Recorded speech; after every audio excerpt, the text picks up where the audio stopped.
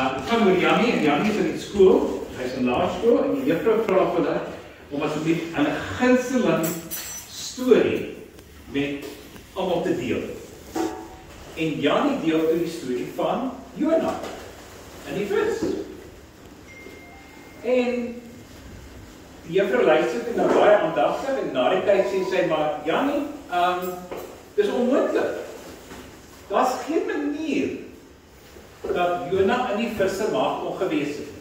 Dis biologies is dit onmoontlik. Die storie maak nie sin nie. Jannie sê, juffrou, as ek aan die hemel kom, dan sal ek vir Jona gaan vra oor die vis, oor die walvis. En juffrou sê ja, en sê nou maar hy het na die ander kant toe gegaan. Dis dit, dan vra jy hom.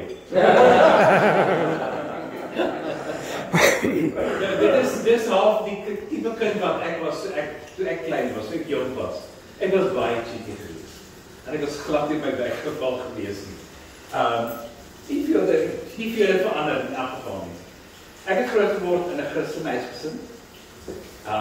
Kerk toe gaan elke Sondag. Sonnaarskool toe elke Sondag. KJA, jeug-KJA, senior KJA, by die ACSV daar in gewees by die skool.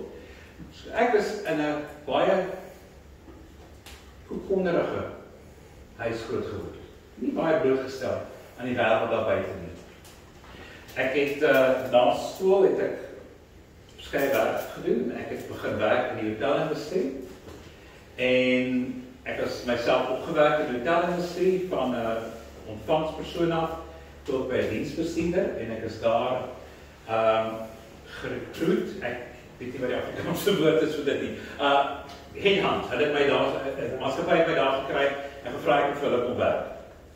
En ek het in sagteware begin werk en ons het groot installasies in hotelle en in restaurante gedoen reg oor Afrika. En ek het myself opgewerk na installasiebestuurder vir Afrika. Wat beteken ek was omtrent 'n week in 3 maande was ek by die huis. Kijk, ek is die hele tyd op pad. Die hele tyd besig om iewers heen te gaan. As ek nie besig was om te vlieg iewers heen nie, dan was ek besig om iewers heen te ry. Ek was die hele tyd op die pad. Dit was vir my 'n wonderlike geleentheid geweest, want daar het ek plekke gesien wat ek normaalweg nie sou sien nie. Ek het plekke, dinge ervaar wat ek nooit so ervaar het nie. Maar ongelukkig. Ons kantore was in Hatfield in Pretoria gewees en daai jare was Hatfield die inplek gewees vir 'n job. Al die jong mense het Hatfield toe gegaan. Ek het gehoor deesdae is dit nie meer so wonderlik nie. Dit is nie meer so veilige plek, maar daai jare, dis waar al die studente gegaan het as hulle wil gaan job. Dis Hatfield. En ons kantoor was so 'n blok weg van die Hatfield Square af. En elke aand na werk het ons gegaan na Hatfield Square toe om 'n drankie te gaan drink in een van die kroë daar. Want ons verskoning was, dis 5:00 in die middag, dis hier is erg, so ons gaan 'n drankie drink, dat ons wag dat die keer rustiger raak, voordat ons huis toe gaan. Dit was die rede, hoekom ons dit gedoen het. Dit het elke dag gebeur, maandag tot vrydag, dit was nie een drankie nie, obviously nie, en meer as een keer het ons eers na middernacht by die huis aangekom. Ek was van daarmee gewees. Dan is dat nie meer verkeerd nie. Actually, dat is allemaal wat van die Kaapse huis toe gaan. So dat was eigenlijk verkeerd gewees. En ek was fyn daarmee gewees, want op daai stadium het ek myself gesoek. Ek het nie geweet wie ek was nie. Want as 'n man was ek nie dieselfde as al die ander mans nie. Ek het nie gehou van karre nie. 'n Kar vir my was iets wat ek gery het. Ek is nie geïnteresseerd in dit nie. Ek het nie gehou van braai nie. Alhoewel ek mal is oor braai vir. Maar ek nou mistake, maar ek is nie gehou van braai nie. Ek het nie gehou van bier nie. Geef my 'n lekker droë rooi. En ek is op my gelukkigste. So ek het begin uitvoel en as ek begin drink saam met die manne, dan begin ek invoel. Ek is deel van hulle. En as ons uitgaan op site, as ons 'n installasie gaan doen, jy werk hard die hele dag en jy party hard daai aand. Môreoggend staan jy op met 'n lekker babbelas. En so vinnige wildkykie, sorteer hom vinnig uit. Dan is weer reg vir die dag. Dan gaan ons weer aan tot vanaand toe, dan drink ons weer. So het ek George toe gekom, want ek het begin loeg raak vir so baie uit die huis uit wees. Ek was single gewees, so nie worry nie, daar was nie 'n vrou by die huis gewees nie, so ek was single, so nie saak gemaak nie. Maar ek wil 'n bietjie rustigheid gehad het, en ek trek George toe, ek kry 'n maatskappy hierso wat my in diens neem, kom George aan, die maatskappy bestaan nie meer. Hier is toe. Hier sit ek sonder 'n werk, ek moet intrek by my ouers. Daar in Pretoria het ek gewoon in Morletta Park, in 'n 4-slaapkamer townhouse, massiewe plek. En nie moet ek saam met my ouers moet trek. Veel werk. Doen odd jobs hier en daar, en ek wil aan my drink. Want as ek drink, dan vergeet ek van al my probleme. En op daai stadium, jy weet, ons mans is 'n snaakse spesie. Wel, kyk net wie praat. Mans vra nie vir hulp nie. Want as jy vra vir hulp, dan is jy swak. Jy's 'n swakkeling. As jy emosie wys, is jy swak. Want jy is nie soos die wêreld mans voorstel. Daar's 'n grappie wat vertel word en sê, die rede hoekom Israel vir 40 jaar in die woestyn was omdat Moses nie gevra het vir direksies nie. Dit is grappig. En dis 'n waarheid, ons praat nie, ons gesels nie, ons praat nie met ander mans nie. Hier sit ek drink myself in 'n koma aan. Want ek probeer vergeet die feit dat ek nie meer 'n identiteit het nie. Ek is nie meer wie ek gedink het ek was nie. My werk was alles. My status was alles. En ek het niks. Ek het niks oor. Ek is skaam om te erken dat ek was 2 keer gearresteer vir dronkenbestuur. Ek is skaam. Want dit is verskriklik om dit te erken. Die tweede keer sit ek in die hof en ek wag dat my saak geroep word. En die eerste keer was 'n opgeskorte vonnis van 5 jaar. En dit beteken dat as hulle my weer van drink en bestuur, dan kom die eerste saak aanhandig en die tweede saak.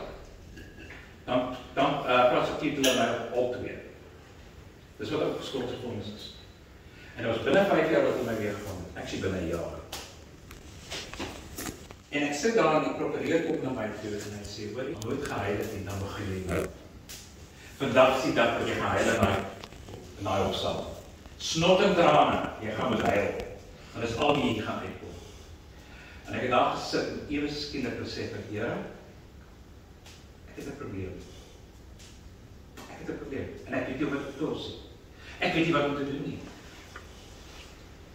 En ek sê, Here, as ek hier uitkom, skuldvry, dan beloof ek dat ek sal hulp kry by iemand. Ek sal man genoeg wees om te sê, ek het 'n probleem. I've got a problem. Die hofsaak het begin, en ek sien die staatsanklaer is daar besig en hulle is besig met hulle papiertjies en pakke en goeders, en ek sien hulle soek iets. Probeer kom na my te sê, jou saak word uitgegooi. Hulle kry nie jou leers nie. Die een leer, dit is weg. Hulle weet nie waar dit was nie. Hulle kry dit glad nie. Die staatsanklaer het my leer daar gehad, hulle was reg om my te vonnis. Dit is weg. En daai dag besef ek, die Here is almagtig en hy gaan vir my. En ek het die hulp gekry wat ek nodig gekry het. Eenvoudig net om te sê, ek het 'n probleem, ek het hulp nodig, ek kan dit nie op my eie doen. En dit is waar my hoed afval vir Andrei, vir Tony, almal wat betrokke is by mannegroepe soos hierdie. Ek haal my hoed af vir julle, want julle is nie bang om met mekaar te deel nie. om te sê, ek het 'n probleem, of ek het hulp nodig. Ek het advies nodig. Ek lees 'n bietjie statistieke. In Suid-Afrika in 2019 het hulle gereport, daar was 13.000 selfmoorde gewees. 77% van dit was mans.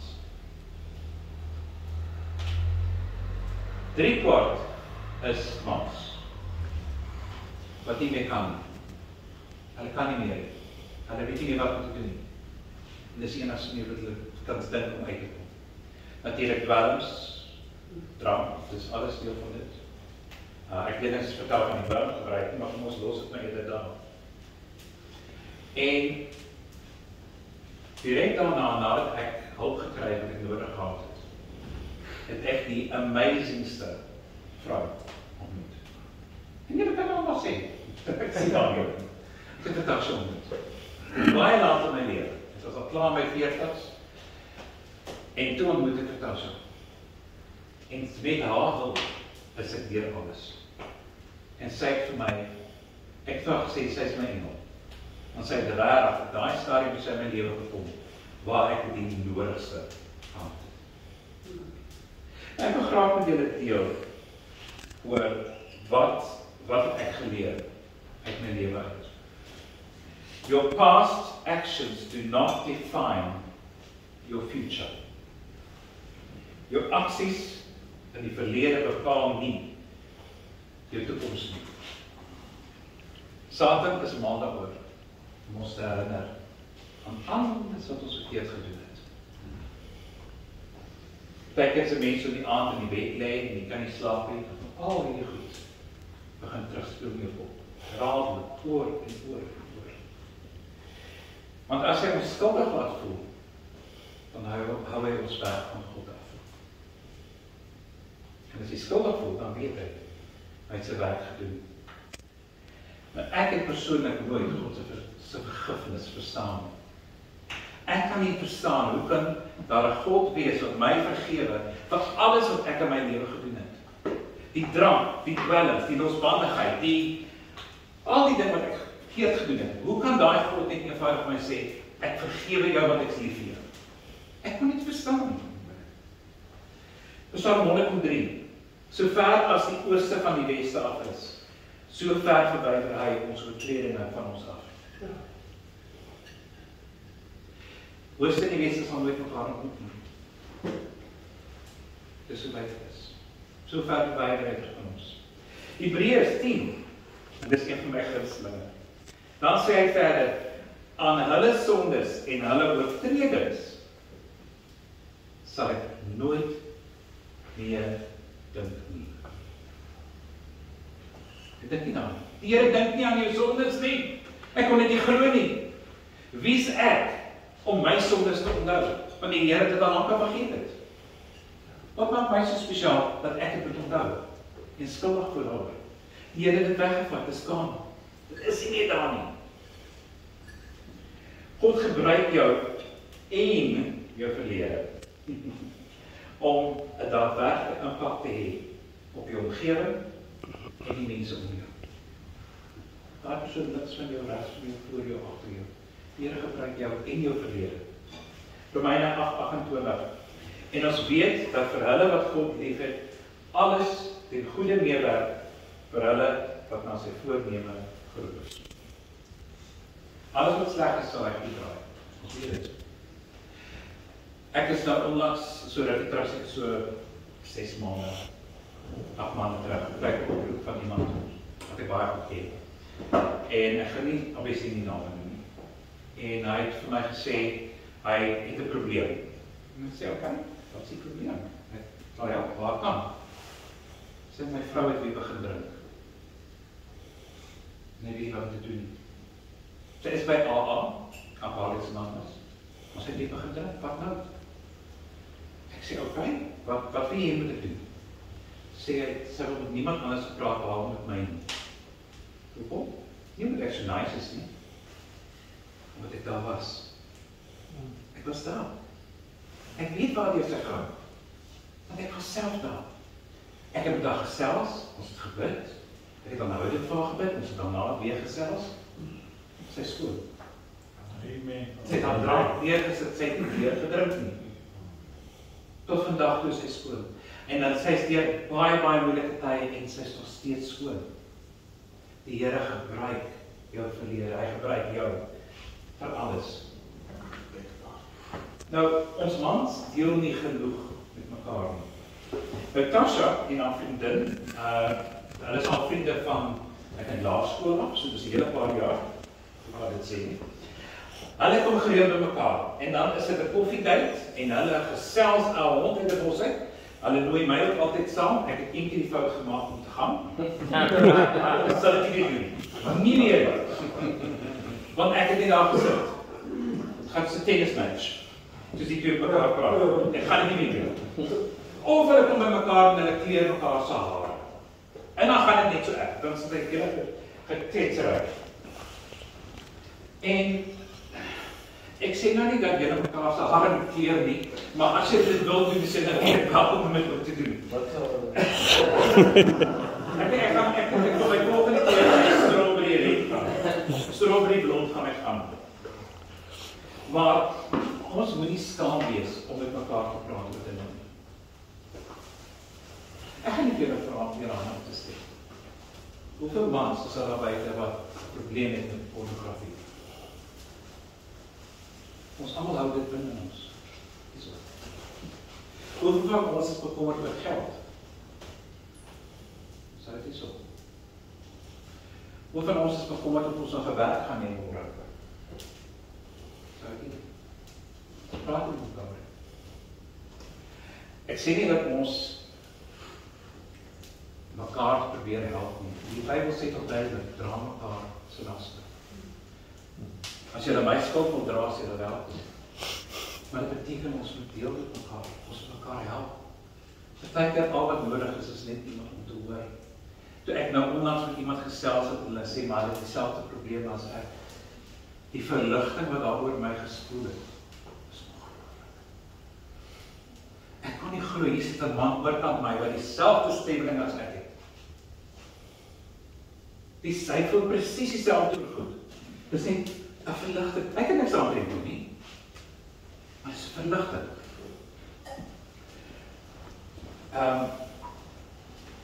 Die wêreld sê altyd vir ons dat as ons deel met iemand of ons vra hulp, is dit 'n teken van swakheid. En Paulus het gesê, hy roem eerder in sy swakhede, want hy weet daardeur word die Here verheerlik. 2 Korintiërs 12. En die Here se antwoord was, my genade is vir jou genoeg, my krag kom juis tot volle werking wanneer jy swak is. Daarom sal ek baie liewer oor my swakhede roem, sodat die krag van Christus my beskutting kan wees. Daarom is ek bly oor swakhede, beledigings, ontberings, vervolging en moeilikhede ter wille van Christus, want as ek swak is ek sterk. Roem ons in ons swakhede? Dit is 'n vraag. Nee, ek doen dit. Ek roem nie my swakhede. Dit is nie ons ingestel is nie. Ons roem op dit wat van ons 'n goeie beeld stel. Roem met jou swakheid. Jy stroomstel. Sê vir mense, jy is swak. Jy het hulp nodig.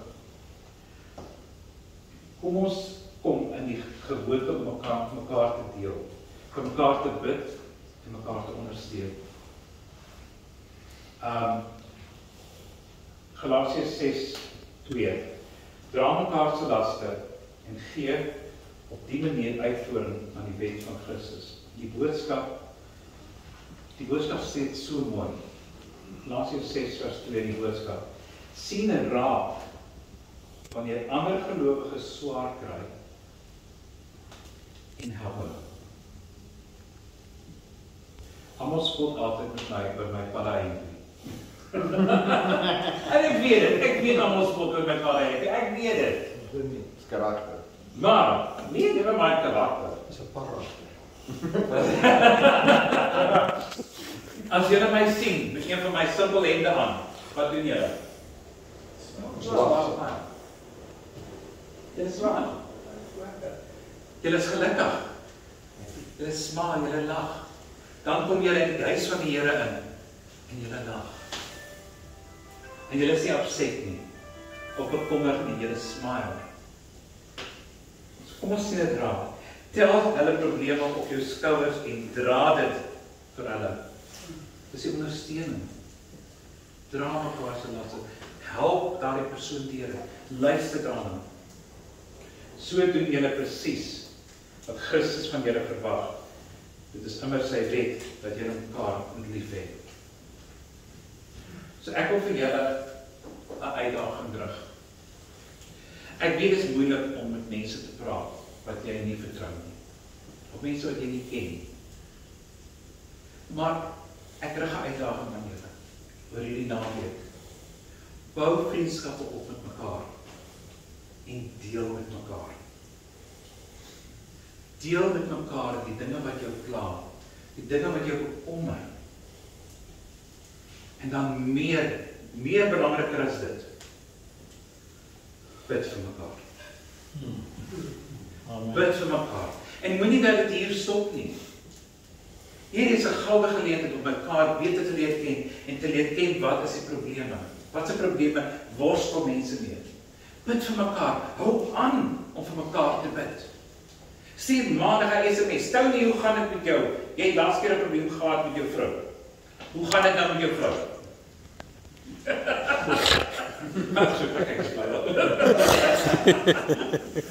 Maar hou aan met dit. Moenie net stop nie. Hou aan. Ons moet as mans begin leer om met mekaar te deel en vir mekaar te bid. Ons mag gespreek. Almagtige Vader, ek bid vanaand vir elke man wat hier sit. Here, U ken elkeen van hulle, want U het elkeen van hulle gemaak. Elkeen van hulle is uniek gevorm deur U hande. Ek bid vir elke man, Here, dat U in sy hart sal werk. As daar probleme is, Here, bid ek dat dit in die lig sal kom. Ek bid, Here, dat ons as mans vrymoedigheid sal hê om na ander mans te kan gaan en te sê, ek het hulp nodig. Ek het raad nodig. Help my. En ek bid, Vader, dat ons mekaar se hande sal vat, mekaar sal opdra aan U. En mag, Here, van vanaand af en die res van die naweek, Here, bid ek vir vreugde vir elke persoon wat hier sit vanaand. Ons loof en prys die wonderlike naam. Amen. Amen.